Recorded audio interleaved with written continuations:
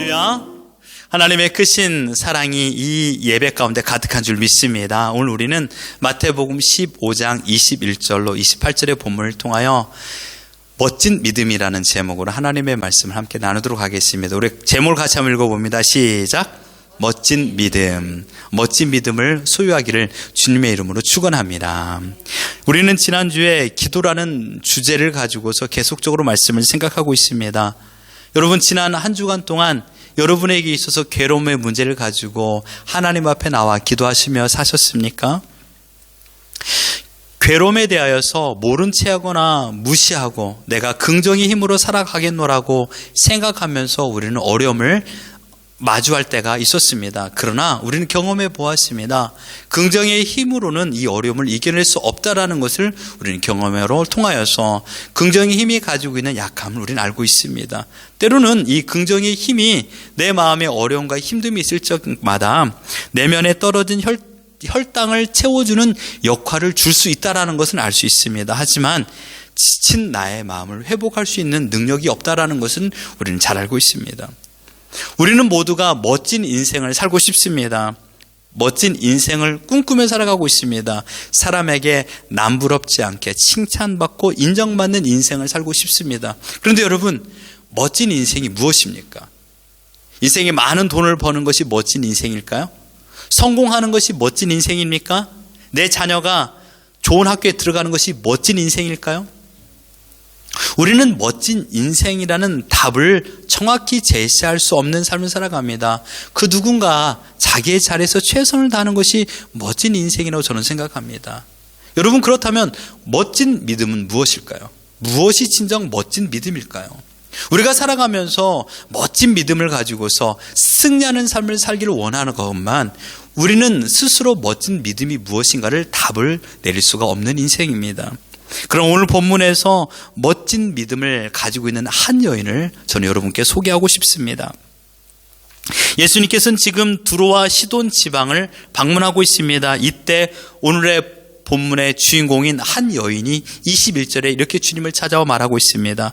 가난한 여자 하나가 그 지경에서 나와서 소리질러 이르되 주 다윗의 자손이여 나를 불쌍히 여기소서 내 딸이 흉악하게 귀신 들렸나이다. 지금 저는 밝은 미소로 이 말씀을 읽고 있습니다마는 이 여인에게 밝은 미소가 있을 수 있을까요? 자신의 가지고 있는 딸, 그 딸이 몇 명인지 정확히 말하고 있지는 않지만 지금 자신의 딸이 흉악한 귀신 들려 고통 속에 있습니다. 그래서 주님께 찾아와 지금 하소연하고 몸부림치며 기도하고 있습니다. 이때 예수님의 반응이 우리를 당황하게 합니다. 23절에 보면 예수는 한 말씀도 대답하지 아니하였다라고 말하고 있습니다. 지금 예수님은 이 여인의 외침에 무응답으로 응답하고 있습니다. 주님은 지금까지 살면서 예수님께 찾아와 도움을 요청하는 모든 사람들의 손길을 외면한 적이 단 한 번도 없었습니다. 설령 그 손이 문둥병자의 손이라 할지라도 피고름이 가득히 맺힌 손이라 할지라도 예수님께서는 그 손을 붙잡아서 응답하여 주셨습니다. 그런데 오늘 주님은 가난한 여인의 애통을 외면하고 있습니다.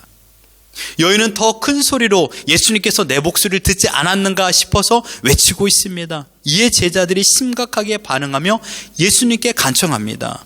23절에 제자들이 와서 청하여 말하되 그 여자가 우리 뒤에서 소리를 지르오니 그를 보내소서. 너무나도 큰 소리로 외치다 보니까 제자들이 듣기 민망했던 것입니다. 그래서 주님께 간청했습니다. 주님, 제발 이 여인의 소망을 들어주시고 그를 돌려보내주십시오. 여기에서 소리를 지르다라는 단어가 헬라어로 크라조입니다. 크라조. 이 뜻은 귀에 거스릴 정도로 크게 우는 새를 말합니다. 마치 까마귀가 우는 소리처럼 들린다라는 말입니다. 여러분, 까마귀의 울음소리가 아름답게 들립니까? 우리의 아침잠을 깨우기에 충분한 힘을 가지고 있는 소리입니다. 이게 바로 크라조입니다. 이 단어는 여인이 해산할 때 고통 속에 부르짖는 단어입니다. 울부짖음이죠.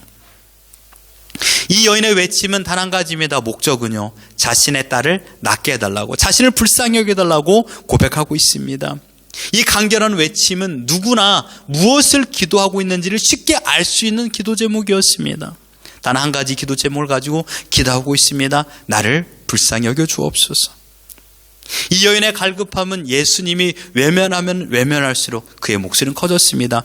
25절에 보면 여자가 와서 예수께 절하여 이르되 주여 저를 도우소서. 여러분, 여기서 도우소서라는 그 기도로 그 여인의 기도 제목은 바뀝니다.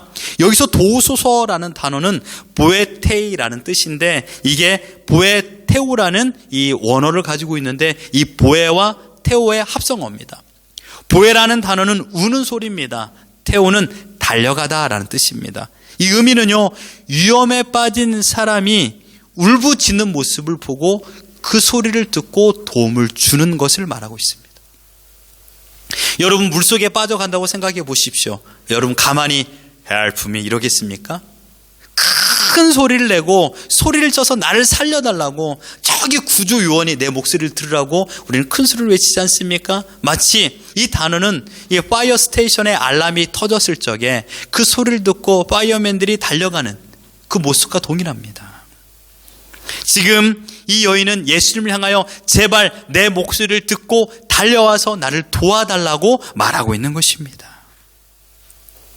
그래서 그 여인은 사람들의 시선을 아랑곳하지 않았습니다. 까마귀가 울어대듯이 소리를 높여 나를 불쌍히 여겨달라고 외치고 있습니다. 이 여인을 불쌍히 여긴 것인지 아니면 예수님의 냉소적인 반응이 불쾌했던지 제자들은 다시 한번 예수님께 촉구합니다. 예수님, 제발 이 여인의 외침에 응답 좀 주십시오라고 말하고 있습니다. 마침내 주님은 소리를 내어 대답합니다. 그런데 이 대답이 우리를 더욱더 당황하게 만듭니다. 여러분, 24절 같이 한번 읽어봅니다. 시작. 예수께서 대답하여 이르시되 나는 이스라엘 집에 잃어버린 양 외에는 다른 데로 보내심을 받지 아니하였노라. 아멘. 예수님의 대답 속에 이방 여인을 무시하는 내용이 담겨져 있습니다. 지금 외치는 저 여인은 나와 상관없는 가난 여인이다. 이방 여인이다. 내가 그 기도에 응답을 줄 필요가 없다라고 말하고 있습니다. 이 소리를 제자들만 들은 것이 아닙니다. 가난 여인도 들었습니다. 그래서 25절에 더 간절히 외치고 있습니다. 주여 저를 도우소서. 그런데 주님은 더 심각한 대답으로 우리에게 말하고 있습니다. 대답하여 이르시되 자녀의 떡을 취하여 개들에게 던짐이 마땅하지 아니하니라. 지금 주님의 대답은 벼랑 끝에 서 있는 여인을 밀어버리는 것과 똑같습니다. 힘들고 어려움이 있고 정말 자신의 아픔을 드러내고 싶지 않은 그 상황에서 끝까지 주님을 찾아와서 주여 저를 도와주옵소서라고 말하고 있는데, 주님의 대답은 그 여인을 낭떠러지에 밀어버리는 것과 똑같습니다. 모여있는 많은 사람들이 인생을 살면서 이보다 더 큰 모욕적인 말은 처음 들었습니다. 여기서 주님께서 사용하고 있는 이 개라는 단어가 여러분이 생각하고 있는 개와 동일하지 않습니다.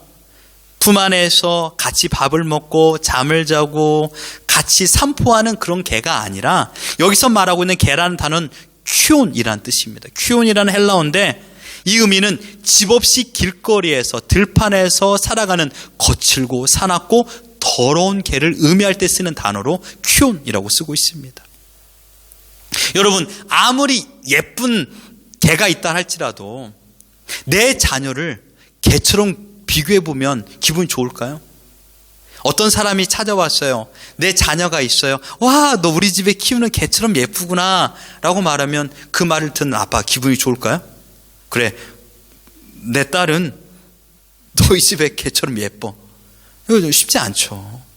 하물며 나를 개 취급하고 있습니다. 그것도 예쁜 개로 비교하는 것이 아니라 아주 사납고 더러운 개로, 큐온으로 비교하고 있는데, 이것에 기분이 좋은 사람이 단 한 사람도 없겠지요. 그러나 27절에 이 여인의 대답을 보십시오. 우리 같이 한번 읽어봅니다. 시작. 여자가 이르되 주여 올소이다마는 개들도 제 주인의 상에서 떨어지는 부스러기를 먹나이다 하니. 대단한 의지입니다. 대단한 믿음입니다. 저는 성경에서 이보다 멋진 대답을 한 사람을 본 적이 없습니다. 이보다 더 큰 어머니의 사랑이 성경에서는 나타나지 않습니다. 이 여인의 고백 속에서 3번의 이 여인의 대답 속에서 계속적으로 쓰고 있는 단어는 주라는 단어입니다. 22절에도 계속해서, 오늘 본문에도 마찬가지로 주, 퀴리오스.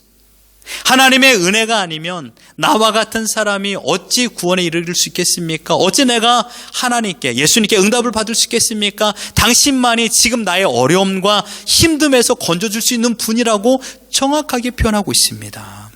이 여인의 고백 속에 주님의 위치와 나의 위치가 무엇인가를 정확하게 고백하고 있는 것이 아니겠습니까?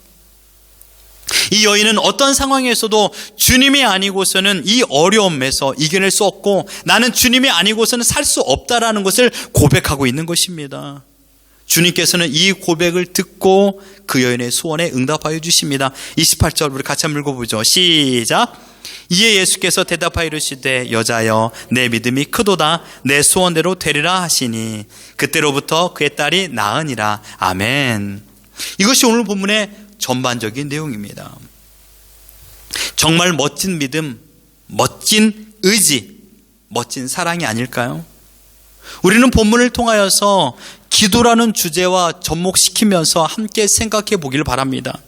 한 여자, 그것도 자기가 가장 사랑하는 딸이 중병에 걸려서 고통 가운데 살아가는 모습을 매일마다 보고 있습니다. 여러분, 우리의 사랑하는 자녀가 감기에 걸려서 잠을 이루지 못하는 것을 보면 부모님의 마음은 너무나도 힘듭니다. 그런데 하물며 여러분, 귀신 들려서 불에 들어가고 물에 들어가고 넘어지고 자빠지는 모습을 매일마다 24시간 보고 있는 부모의 마음이 편할까요? 웃음이 있을 수 있을까요? 기쁨이 있을 수 있을까요? 매일마다 고통 속에 살아가죠. 매일마다 힘든 마음을 가지고 살아갑니다. 그 여인은 자신의 기도 제목을 끝까지 포기하지 않았습니다. 주님께서 처음부터 여인의 간청을 들어주실 수 있었습니다. 그러함에도 불구하고 예수님께서 왜 이 여인의 간청에 응답해 주지 않았을까요? 이것은 주님의 숨은 의도가 있었습니다. 주님은 아마도 처음부터 이 여인이 멋진 믿음을 가지고 있는 것을 알지 않았을까요? 내가 어떤 말을 한다 할지라도 이 여인은 끝까지 자신의 기도 제목을 포기하지 아니하고 나를 떠나지 않고 나에게 이 기도를 할 것을 주님은 알고 계셨던 것입니다. 주님은 기도가 무엇인지, 믿음의 태도가 무엇인지, 멋진 믿음이 무엇인지를 우리에게 알려주기 위하여서 지금 실제적인 현장 학습을 진행하고 있는 것입니다. 여러분, 이 여인에게 있어서 우리가 가장 본받아야 되고 우리 자신이 잘못된 부분이 무엇이냐 하면 단 한 가지, 끈질긴 기도입니다. 기도에 있어서 가장 중요한 것은 끈질김입니다. 끈질김. 포기하지 않고 확신 가운데 기도하는 자세가 있어야 됩니다. 저는 이 여인의 끈질김의 모습을 멋진 믿음이라고 표현하고 싶습니다. 끈질긴 기도, 멋진 믿음. 신앙생활에 있어서 끈질김이라는 것은 매우 중요합니다. 여기 계신 우리 모두가 정말 끈질긴 하나님을 향한 믿음을 가져서 멋진 믿음을 가지기를 주님의 이름으로 축원합니다. 이러한 영적인 끈질김을 소유할 수 있는 방법이 세 가지가 있습니다. 첫 번째로 자신의 형편을 정확히 알아야 합니다. 지금 이 여인은 자신의 형편을 정확히 알았습니다. 많은 의사를 만났습니다. 자기와 똑같은 이 중병에 걸린 사람을 낫게 해준 의원의 소식을 들었을 때마다 자신이 가지고 있는 은금을 팔아서 그 의사를 만났습니다. 그런데요, 그 모든 만남이 다 무용지물이었습니다. 이 딸의 중병을 낫게 해줄 수 있는 사람은 오직 예수님이 한 분이라는 것을 정확히 알게 되었던 것입니다. 그래서 지금 이 여인은 예수님께 어떤 상황과 상관없이 외치고 의지하고 기도하고 있는 것입니다. 기도에 있어서 끈질김, 간절함이 없는 이유는요, 지금 자신의 상태가 어떠한지를 정확히 알지 못하고 있기 때문입니다. 우리에게 가장 큰 실수는 착각이에요. 착각. 나는 지금 괜찮아. 나는 지금 괜찮아. 내 믿음 괜찮아. 내 상황 괜찮아. 이 착각이 우리로 하여금 끈질긴 믿음을 포기하게 만듭니다. 간절한 기도를 하지 않는 것은 지금 내 상황이 어떠한지를 정확히 알지 못하기 때문에 간절한 기도를 하지 못하는 것입니다. 우리 옛날 말에 사흘 굶으면 남의 집 담 안이 넘을 사람 없다라는 말이 있습니다. 사랑하는 자녀가 있습니다. 그런데 사흘 동안 아무것도 먹지 못했습니다. 그래서 굶주려 기진하여 잠을 자고 있는 모습을 보느라면 어떻게 그 아비가 가만히 있겠습니까? 남의 집 담을 넘을 수밖에 없는 것이죠. 지금 자신의 상태를 정확히 모르니까 간절한 기도를 드리지 않는 것입니다. 기도할 이유는 많이 있습니다. 꼭 먹을 것, 입을 것, 마실 것 때문에 기도해야 되는 것도 있지만 여러분 더 중요한 것이 무엇입니까? 주님께서 말했습니다.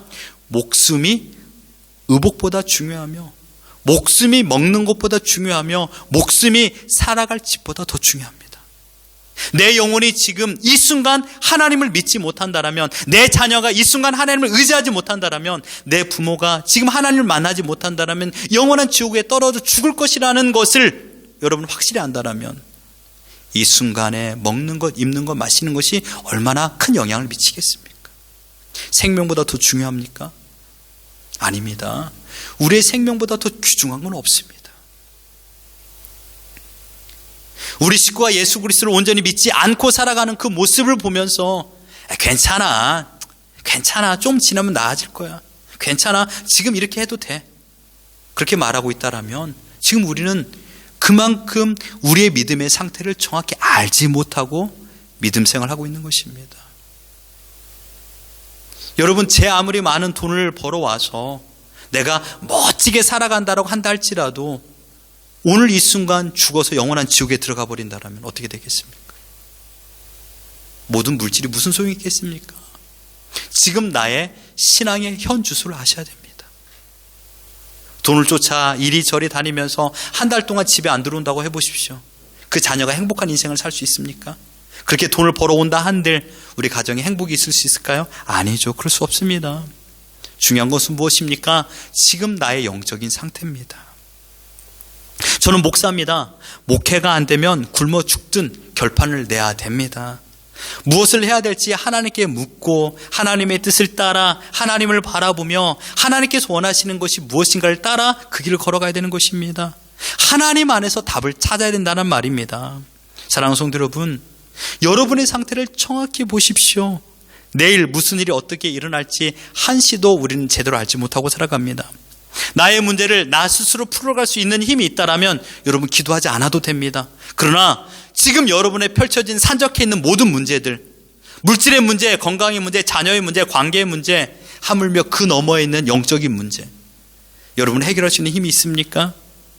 정확히 내가 나의 문제를 인식하고 있다라면 우리는 간절한 기도, 끊임없는 기도를 하나님께 드릴 수 있는 것입니다. 나의 간절함이 살려달라는 애원으로 바뀌게 되고 그 간절함으로 말미암아 하나님을 찾고 의지하게 되는 것입니다. 이게 바로 멋진 믿음입니다. 두 번째, 이 여인이 간절함을 소유할 수 있었던 두 번째 이유는 무엇입니까? 자신을 비웠기 때문입니다. 이 말을 우리는 제로 베이스라고 말하고 싶습니다. 여러분, 많이 쌓아놓은 것처럼 생각하지만요, 자세히 보면 우리 모두가 제로 베이스예요. 왜요? 한번 큰 풍랑이 불어닥치면 내가 쌓았던 모든 모래성이 무너지듯이요. 그래서 우리는 지금 가지고 있는 것처럼 보이지만 사실 없다고 생각해도 돼요. 물질도 마찬가지예요. 건강도 마찬가지예요. 인덕도 마찬가지입니다. 관계도 마찬가지입니다. 한순간에 넘어진 거 많이 경험했습니다.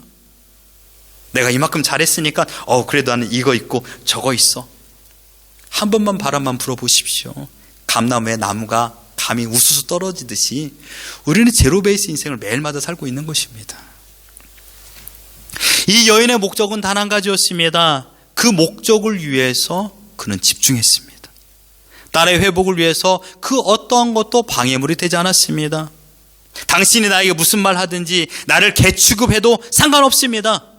내 목적은 오로지 내 딸이 낫는 것입니다.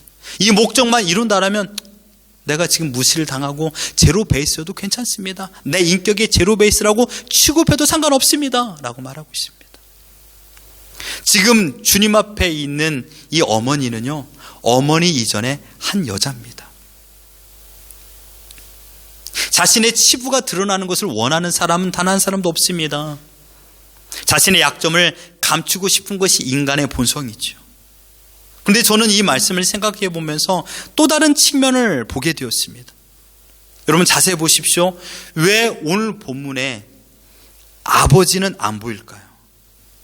한 번이라 생각해 보신 적이 있습니까? 가난한 여인으로만 생각했지 왜 이 아버지는 어디 계실까?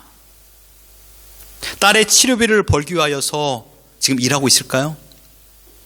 혹시 아버지는 없는 것은 아닐까요? 설령 아버지가 있다 할지라도 이 모습이 너무나도 부끄러워서 이 자리에 함께 하고 싶지 않아가지고 마지막 자존심을 지키기 위해서 지금 이 동행을 기피하고 있지는 않을까요? 우리는 생각해 봐야 됩니다. 그러나 이 여인은 자신의 마지막 자존심까지 포기하며 주님 앞에 나와 기도하고 있습니다. 당신이 나에게 무슨 말해도 좋습니다. 오직 나에게 한 가지 소원만 이루면 됩니다. 라는 것이죠. 우리가 주님 앞에 기도할 적에 간절함이 사라지는 이유는 바로 나를 비우지 못하기 때문입니다. 곧 자존심 때문입니다. 자존심 때문에 은혜를 받지 못하고 기도하지 않을 때도 많습니다. 나 잘할 수 있어. 여러분 하나님 앞에 얼마나 많이 우셨습니까? 우리 한국 사람들, 특별히 남자들은요, 우는 것에 굉장히 인색합니다. 어렸을 적부터 저도 우리 자녀들에게 이런 말을 많이 합니다. 야, 울지 마. 울면 지는 거야. 무슨 일이 있어도 울지 마라. 아파요. 울고 있어요. 울지 마. 뭐가 아프다고 그렇게 울어. 혼날 때 울어요. 울지 마. 뭘 잘했다고 울어. 기쁠 때, 야, 울지 마. 기쁠 때 우는 거 아니야. 슬플 때, 야, 울지 마. 인생 이보다 더 슬픈 거 많아. 그러니까 우리는 울음을 굉장히 절제하며 울지 말라고 말하며 살아갑니다. 어릴 적부터 울면 안 된다라는 이 말을 듣다 보니까 우리는 하나님 앞에서도 울지 않고 살아갑니다. 언제 울어보셨습니까? 하나님 앞에서요. 하나님 앞에서 우리는 고집을 피우고 자존심을 세울 만한 그런 존재가 아니에요. 내가 어떤 존재인 것을 정확히 알면 우리는 하나님 앞에 자존심을 세울 수가 없습니다. 지금 내 형편이 어떠한데, 제로베이스인데 무슨 자존심을 세우며 살 수 있겠습니까? 자존심 안에는 교만이 숨어져 있습니다. 교만은 결코 멋진 믿음을 소유할 수 없도록 만드는 최고의 장애물입니다. 주님 앞에 자존심을 버리고 철저하게 엎드리고 눈물로 호소하면 비로소 우리는 그 가운데 제로베이스에서 플러스의 인생을 살아갈 줄 믿습니다. 하나님 앞에서 남편이 울면 그 집은 회복할 줄 믿습니다. 하나님 앞에서 아빠가 울면요, 그 가정은 불행 끝 행복 시작입니다. 하나님 앞에서 우리 가장이 눈물 흘리고 기도하면요, 그 가정은 그때부터 회복합니다. 왜 무슨 일을 열심히 하고 노력하고 했는데도 불구하고 왜 회복이 안 될까요? 왜 우리 가정은 이렇게 매일마다 자녀와의 관계가 힘들까요? 그것을 엄마 탓하지 말고 자녀 탓하지 말고 여기 계신 가장 여러분들이 먼저 하나님 앞에 무릎을 꿇고 기도해 보십시오. 눈물로 자존심 버리고 그때 회복이 일어납니다. 그런 은혜가 있기를 주님의 이름으로 축원합니다. 세 번째로 간절한 믿음을 가질 수 있는 이유는 응답하여 주실 주님을 믿었기 때문입니다. 이 여인은 주님께서 반드시 응답해 주실 것을 믿고 있었습니다. 이 상황의 결과가 주님께서 나에게 무슨 말을 한다 할지라도 이 결과는 나에게 응답이야 라고 생각하고 그 자리를 지키고 있었습니다. 잠든 소망은요, 오직 믿음에서 시작되며 믿음의 열매로 맺습니다. 주님만이 나의 기도에 응답하여 주실 거라는 것을 믿음을 가지고 이 믿음대로 모든 걸음을 움직이며 기도하였을 때 믿음의 응답은 역사가 이루어지게 되어 있다는 것입니다. 응답을 확신하는 사람은요, 결코 포기하지 않습니다. 포기하는 그 순간 나는 멋진 믿음을 버리게 되는 것입니다. 기도로 끝을 보겠다라는 생각을 갖는 것입니다. 이 여인에게 있어서 가장 위험한 시기가 언제인지 아십니까? 이 여인에게 있어서 가장 위험한 상황은 주님의 침묵입니다. 기도 생활하다가 가장 어려운 시기는 상황의 침묵이에요. 아무런 변화가 일어나지 않을 때가 무섭습니다. 모세가 홍해를 향하여 손을 들었을 적에 바람이 불었습니다. 파도가 휘몰아쳤습니다. 서서히 홍해가 갈라지는 것을 눈으로 보게 되는 것이죠. 나의 기도에 어떤 변화나 움직임이 포착되지 않을 때, 그때가 가장 위험합니다. 이게 침묵의 시기인 것입니다. 여러분, 침묵의 시간은 언제나 하나님의 목적이 있는 줄 여러분 믿으시길 바랍니다. 내 믿음을 더욱 강하게 만들게 하기 위하여서 하나님은 침묵이라는 시간을 허락하십니다. 강한 무쇠칼을 만들기 위해서는요, 무쇠를 용광로에 넣어야 됩니다. 용광로가 달궈지는 것을 계속 그대로 내버려두면 어떻게 되는지 아십니까? 무쇠는 녹아버려요. 아니에요. 그 무쇠를 꺼내서 찬물로 넣어야 돼요. 이게 바로 담금질이에요. 그 담금질을 통하여 다시금 꺼내서 용광로에 집어넣으면, 그것을 수십 차례 하면 그 무쇠 속에 있는 탄소가 다 불에 태워 없어집니다. 이게 바로 내성을 강하게 만드는 것입니다. 그래서 이 무쇠를 강하게 해서 끊어지지 않는 강철 칼을 만드는 것입니다. 우리가 기도하다 보면 하나님께서 침묵하실 때가 있습니다. 그때가 힘들어요. 내가 애통하며 기도하는데 예수님은 아무런 대답하지 않는 거예요. 등을 보이고 있습니다. 이 여인은 지금 예수님의 등을 보며 지치지 않았을까요? 그러나 주님께서는 우리에게 항상 원하는 이 담금질의 시간, 침묵의 시간을 허락한다는 것입니다. 톱스타에 있어서 무명 시간은 꼭 필요합니다. 톱스타가 다 그냥 톱스타 됐을까요? 아니에요.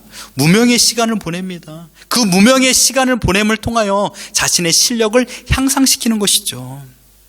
지금 우리에게 하나님께서 무응답으로 아무런 말씀 없이 침묵하는 것은 우리를 더욱더 강하게 만드는 시간인 줄 믿습니다. 제가 아는 어떤 목사님에게 제가 이렇게 질문한 적이 있었어요. 목사님, 맨날 목사님 차가 한 곳에 그대로 파킹이 돼 있는 겁니다. 그래서 목사님은 외롭지 않으세요? 라고 이렇게 제가 물었더니 그 목사님께서 이렇게 대답했습니다. 목사는 외로움을 즐겨야지. 이게 바로 침묵이라는 겁니다. 지금은 한국에 계신 분인데 목사는 외로움을 즐겨야지. 그게 목사야. 나는 20년을 교회롭게 즐겼어. 그때 저는 1년 돼서 처음 그분을 만났을 때인데 20년을 외로움을 즐겨야만이 된다라고 하니, 이 하나님의 침묵, 이 하나님의 담금질, 그 시간을 통하여 그분은 더욱더 하나님과 친밀한 인격적인 교제를 누리며 나갔다라는 것입니다. 이 여인에게 있어서 주님의 이 무응답은, 그 침묵은 더욱더 그를 강하게 하나님을 신뢰하게끔 만들어 주었습니다. 하나님의 침묵은 기도를 포기하게 만드는 시간이 아닙니다. 우리의 기도가 더욱더 강력하고 하나님을 의지하게끔 만드는, 우리의 믿음을 강력하게 만드는 시간인 줄 믿습니다. 끈질김이란 무엇을 말할까요? 우리가 지금 이 자리에서 예배 드리는 것도 간절한 마음을 가지고 드리는 겁니다. 그저 1년 52주 단 한 번의 예배라고 생각하면서 그저 앉았고 그냥 돌아간다라면 우리에게 어떠한 역사가 나타나지 않습니다. 그러나 하나님의 때, 하나님께서는 우리에게 응답하여 주십니다. 그래, 때가 됐구나. 그래, 오늘 말씀처럼 이에 대답하여 이르되 여자여 내 믿음이 크도다, 내 소원대로 되리라. 하나님의 때입니다. 그때까지 어떻게 됩니까? 이 사진처럼, 지난주에 보았던 것처럼 끝까지 그 자리를 지키며 기도하는 것입니다. 끝까지 그 자리를 지켜서 기도하는 것, 이게 바로 멋진 믿음입니다. 이제 말씀을 다 드렸습니다. 지금 주님 앞에 나의 연약함을 고백하며 하나님의 응답을 소망하고 계십니까? 주님 앞에 내가 서 있다라면, 그렇다면 그분은 결코 절망적인 인생을 살지 않습니다. 절망은 무엇입니까? 주님 앞에 서 있지 않고 내 뜻대로, 내 생각대로, 내 마음대로 살아가는 사람이 절망 속에 살아가는 것입니다. 우리는 지난날 하나님께서 들어주셨던 기도 응답을 경험해 보았습니다. 저는 지금도 매일 아침마다 우리 사랑하는 자녀를 보면서 하나님께서 우리에게 기도 응답하여 주신 것을 눈으로 보며 살고 있습니다. 아마도 우리는 지난날 이 가나안 여인이 기도했던 것처럼 간절한 마음을 기도하면서 하나님께서 응답하여 주셨던 것을 매일마다 목도하며 살고 있었던 그런 시즌이 있었을 것입니다. 우린 지금 내 형편이 하나님의 기도 응답은 아니겠습니까? 그렇다면 우리는 어떻게 해야 될까요? 역경 가운데서도 포기하지 아니하고 어떠한 상황에도 흔들리지 않는 믿음을 경험해 보았다라면 오늘 이 순간 불어닥치는 풍랑 앞에서도 흔들리지 않는 멋진 믿음을 펼쳐야 될 줄 믿습니다. 정말 여러분, 멋진 사람이 누굽니까? 저는 7전 8기가 멋진 사람이라고 생각합니다. 7번 넘어져도 8번 일어나는 사람. 똑같은 어려운 파도를 경험했지만 끝까지 싸워나가는 사람, 그 자리를 지켜나가는 사람, 마치 이 여인처럼 끝까지 그 자리를 지켜 기도하는 사람처럼 20년 동안 웨골스 한 자리에서 기도하며 하나님을 바라보며 하나님과 외로움과 하나님께서 허락하신 외로움을 즐기는 사람, 오늘 찬양을 불렀던 것처럼 야곱이 천사와 씨름하며 그 순간 끝까지 그 자리를 지켰던 사람, 그 사람이 멋진 인생을 사는 것이 아니겠습니까? 멋진 믿음은 다른 게 아니에요. 지금의 현실의 어려움, 힘든 괴로움이 있음에도 불구하고 포기하지 아니하고 주님 앞에 나와 기도하며 주님을 바라보며 주님을 소망하며 살아가는 것이 멋진 믿음인 줄 믿습니다. 저는 여러분이 멋진 믿음을 소유하기를 바랍니다. 하나님을 확신하십시오. 그 하나님을 의지하며 멋지게 주님과 함께 날아오는 것을 기대하는 것입니다. 여러분의 믿음의 온도가 뜨거워져 여러분의 가정 속에 있는 사람들이 지쳐 쓰러져 있는 그들에게 여러분 믿음의 온도가 정가가 되어서 다 같이 불타오르길 소망합니다. 여러분 주위에 믿음에 지쳐있는 사람들 얼마나 많이 있습니까? 그러나 나의 뜨거움이 그들과 딱 붙었을 적에 나의 뜨거움으로 인하여 그들도 뜨거워질 수 있도록, 마치 모르드게 한 사람의 믿음의 온도가 뜨거워져서 이스라엘 모든 백성들의 식었던 믿음의 온도를 불타오르게 만들었던 것처럼 여러분의 믿음의 온도가 높아지길 바랍니다. 아마도 여러분에게도 진짜 믿음의 온도가 뜨거워졌을 때가 있었을 것입니다. 그때를 기억하십시오. 그리고 그 회복을 하십시오. 그리고 그 믿음의 온도의 뜨거워짐으로 인하여서 지쳐있는 우리의 형제, 우리의 동역자, 그들의 손을 붙잡아 줄 때 그 믿음의 온도가 온 가정이 뜨거워지는 것입니다. 그때 우리는 이 멋진 믿음을 가지고 주님께 날아 올라갈 수 있는 것입니다. 나에게 찾아온 시험은 나의 믿음을 다시금 확인할 수 있는 시간입니다. 시험은 결코 의미 없는 고통만 주는 무가치한 것이 아닙니다. 시험은 내 믿음이 얼마나 멋진 믿음인가를 재확인하는 시간입니다. 여러분 지지 마십시오. 부끄럽게 살지 마십시오. 멋진 믿음을 가지고 나가십시오. 예전에 경험해 보지 않았습니까? 야, 버티는 게 이기는 거야 라고 말했잖아요. 야, 이기는 게 강한 게 아니라 버티는 게 이기는 거다 라고 말하지 않았잖아요. 강한 자가 살아남는 게 아니라 살아남는 자가 강하다라고 말하지 않았습니까? 그렇다면 지금 살아내십시오. 지금의 어려움에 지지 마시고 멋지게 제발 멋지게 우리 옆 사람에게 말합시다. 멋지게 살아냅시다. 시작. 멋지게 살아냅시다. 멋지게 버티십시오. 멋진 믿음을 가지고 주님께서 다시금 날아오르도록 이끌어주신 그날을 바라보며 오늘 살아가는 것입니다. 그런 은혜를 가지고 믿음을 가지고 살아가는 우리 모두가 되기를 예수 그리스도 이름으로 축원합니다.